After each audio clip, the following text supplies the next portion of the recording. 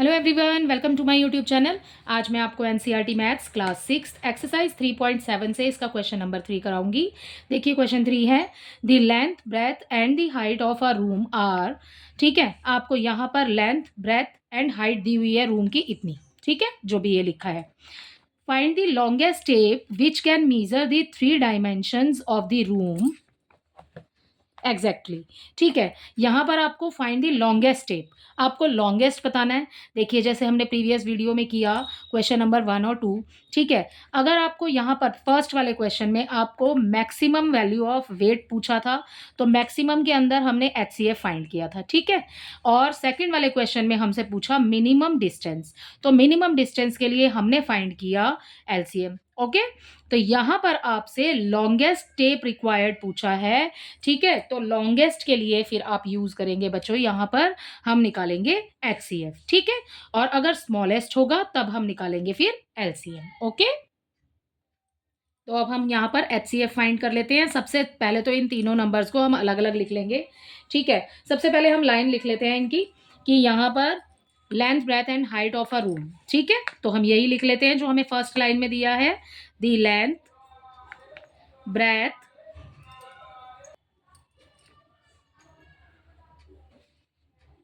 And height.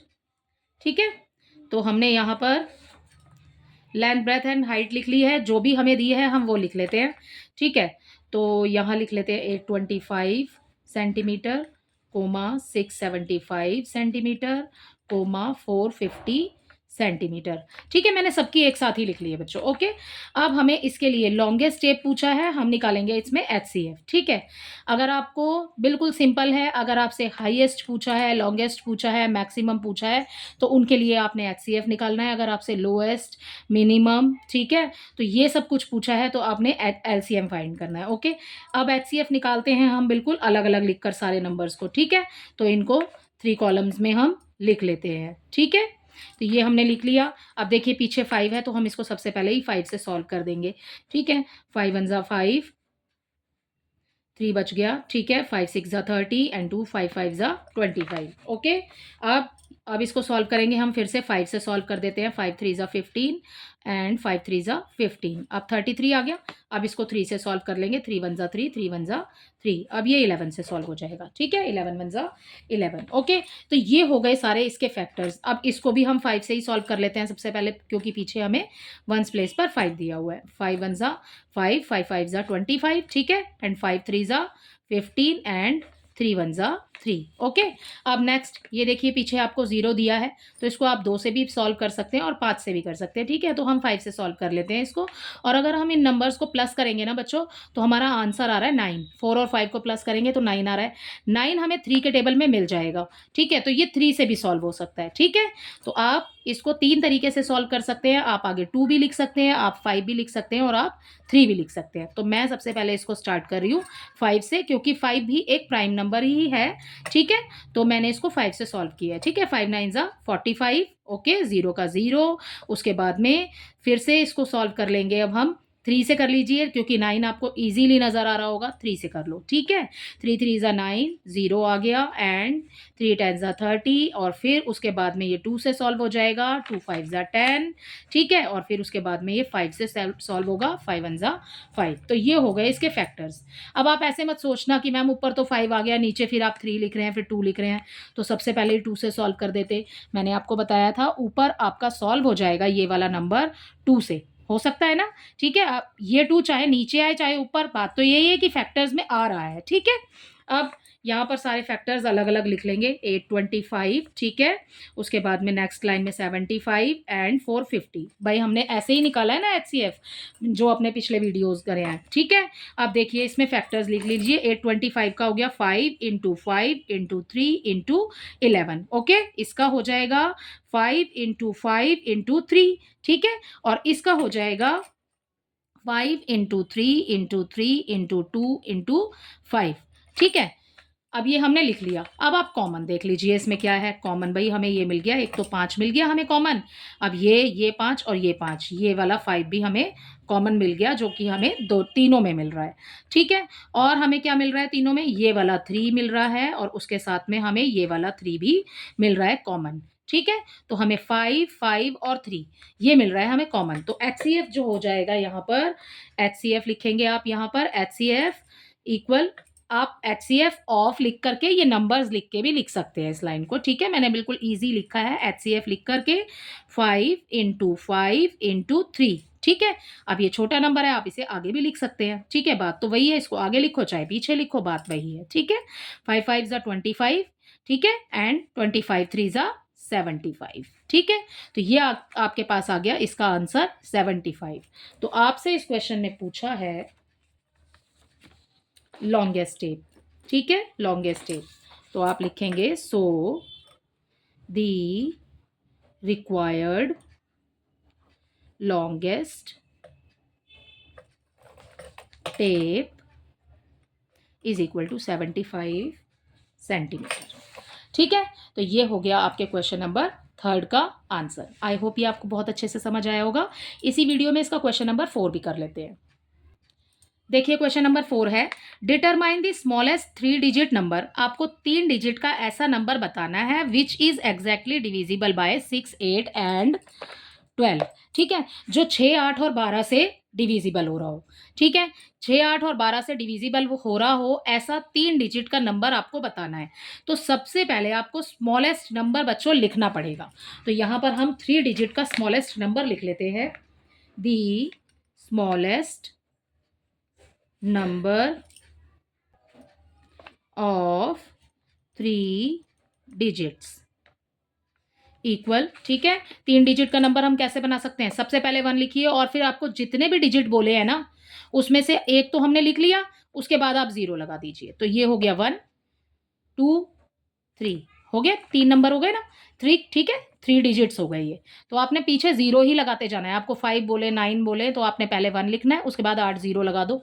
ठीक है, तो 9 डिजिट का बन जाएगा। ओके, सो इस तरीके से आपने स्मॉलेस्ट डिजिट का 3 डिजिट का नंबर लिख लिया। ओके, अब आपको यहाँ पर बच्चों स्मॉलेस्ट नंबर बताना है। ठीक है, तो हम सब की एक साथ ही एलसीएम ले लेते हैं।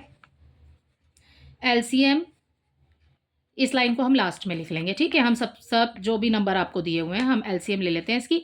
एलसीएम कैसे लेते हैं? एलसीएम लेते हैं हम एक साथ, 6, 8 एंड 12 एक साथ लिख लेते हैं सारे नंबर्स को कोमा लगा के।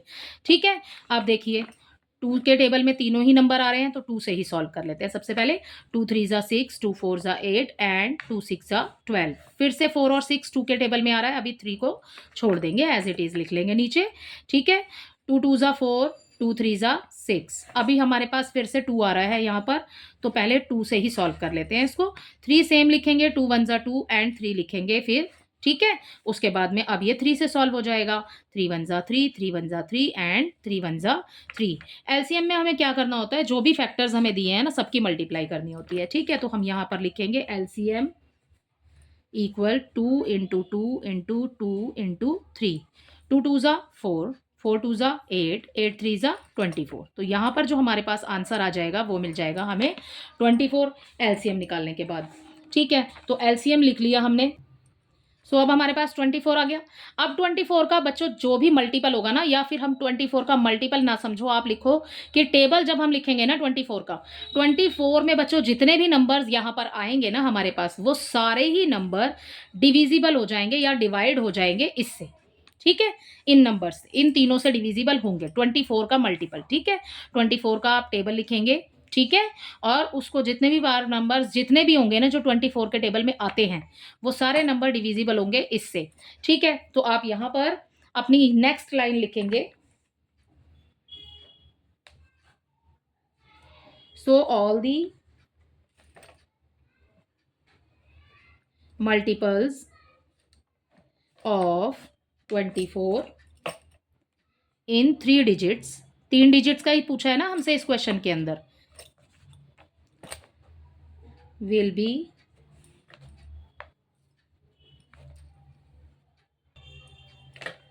divisible by 6, 8 and 12। ठीक है। So all the multiples of 24 इन, बेटा 3 डिजिट्स नहीं, क्योंकि उससे पहले तो 24 के टेबल में 2 डिजिट्स के नंबर भी आएंगे। इन ऑल डिजिट्स, ठीक है। ऑल मल्टीपल्स ऑफ 24, ये नहीं लिखना आपने। Will be divisible by 6, 8 and 12। ठीक है, ये लाइन लिखनी है आपने। ओके, अब आप सोच रहे हैं कि मैम स्मॉलेस्ट डिजिट का जो नंबर लिखा है इसका क्या करना है। अब बच्चों ये जो आपको 100 दिया है ना, अब आप ये 100 को ना यहाँ अंदर लिखिए, ठीक है। और जो आपके पास में ये 24 आंसर आया है इसको आप लिखिए बाहर। अब आप कीजिए इसकी डिवाइड, ठीक है। 24 वन जा 24। जब आप 24 का टेबल यहाँ पर साइड में रफ वर्क में बना लेते हैं, ठीक है। इसको 3 से कर लीजिए, 2 से करके देख लीजिए, ठीक है। 3 से कर लेते हैं पहले। 3 4 जा 12, 3 2 जा 6 और 1 7, 72। अभी तो 100 से कम है, ठीक है। अब 4 से कर लेते हैं, ठीक है। 4 4 जा 16, 4 2 जा 8 एंड 1 9, 96 आ गया, ठीक है। तो अब हम इसको 4 यहाँ लिखा, 96 इसके नीचे लिखा, और अब कर देंगे हम इसको माइनस, तो हमारे पास रिमाइंडर में बच जाएगा बच्चों 4। अब ये 24 से डिवाइड हो गया 100। अब हमारे पास से हमें क्वेश्चन में पूछा है 3 डिजिट का ऐसा नंबर बताना है जो इन सारे नंबर से डिविजिबल हो, ठीक है। तो ये आया हमारे पास 24, और 24 के टेबल में जितने भी नंबर आते हैं ना, ये तो हो गया 2 डिजिट का नंबर जो कि 24 के टेबल में आ रहा है। अब 24 के टेबल में आपने 4 टाइम पढ़ा है तो हमें 96 मिला है, ठीक है। ये 2 डिजिट का नंबर है। अब आपने 24 का टेबल 5 बार ही पढ़ना है, ठीक है। और फिर ये देखो हमें 3 डिजिट का नंबर मिल जाएगा। 5 4 जा 20, 5 2 जा 10 एंड 2, ये हो गया 120। ओके, अभी इसका यूज़ देखिए अब आप कैसे करेंगे। यहाँ पर हमने इसको लिख लिया डिवाइड करके, हमें रिमाइंडर मिल गया 4, सॉरी रिमाइंडर मिल गया हमें 4, ये है रिमाइंडर, ठीक है। तो अब आप लिखेंगे so the smallest multiple of 24 in 3 digits, ये लाइन यहाँ आएगी, ठीक है। इन 3 डिजिट्स इक्वल, ठीक है। ये जो आपने 3 डिजिट का नंबर लिखा था ये लिखा 100, इसमें से हमने माइनस किया इस वाले 4 को, ठीक है, जो हमें आंसर में मिला है, सॉरी रिमाइंडर में मिला है, ठीक है। इसमें से माइनस किया, हमें क्या मिल गया, हमें मिला 96, ठीक है। और 96 जो है वो 2 डिजिट का नंबर है। आपको इस क्वेश्चन में बताना है find the 3 digit smallest number, ठीक है। 3 डिजिट का नंबर बताना है। 3 डिजिट का कैसे बनेगा बच्चों, जब हम इस 96 के अंदर एक बार 24 और प्लस कर देंगे, ठीक है। या तो हम प्लस कर दें या फिर हम टेबल पढ़ लें, इसलिए मैंने आपको 5 का ये काउंट कराया था, ठीक है। दोनों का आंसर सेम ही आएगा, देख लो। 6 में 4 प्लस करेंगे, ये हो गया हमारे पास 0, ठीक है। 1 आ गया, ठीक है। 9 एंड 1 10, 10 एंड 2 12, ये आ गया 120। ये हो गया हमारे पास में स्मॉलेस्ट नंबर 3 डिजिट का, जिसको आप डिवाइड कर सकते हैं इन सारे नंबर्स से, ठीक है। इस क्वेश्चन में आपको यही पूछा था कि ये जो नंबर है 3 डिजिट का ऐसा छोटा नंबर आपने बताना है कि आप इन सारे नंबर से इस नंबर को डिवाइड कर सके, ठीक है। तो ये नंबर हो जाएंगे डिविजिबल। तो ये आ गया आपका आंसर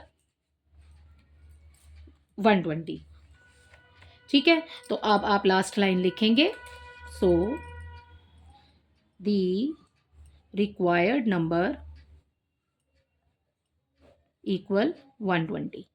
ओके, तो इसका क्वेश्चन नंबर 4 थोड़ा लेंथी था, बट इसमें सिर्फ 2 ही चीज़ें हैं आपको समझने वाली, ठीक है। सबसे पहले तो आपने नंबर जो लिखना है वो तो लिख ही लेंगे आप 3 डिजिट का। इसमें आपको 2 ही काम करने हैं। सबसे पहले तो आपने एलसीएम लेना है, एलसीएम लेके ये आंसर आ गया। इस वाले आंसर से आपने इस 3 डिजिट के नंबर की डिवाइड करनी है, ठीक है। और ये तो हो गए आपके 2 काम। और तीसरा काम बच्चों आपने ये करना है कि जो भी आपके पास में आंसर आ रहा है ना यहाँ पर 4 बारी पढ़ने के बाद, इस 96 के बाद आप एक नंबर और ऐड करेंगे, ये वाला 26 इसके अंदर, 24 इसके अंदर। बस आपने यही काम करना है इस क्वेश्चन में और ये इजीली सॉल्व हो जाएगा, ठीक है। तो आई थिंक आपको ये समझ आया होगा अच्छे से। Thank you.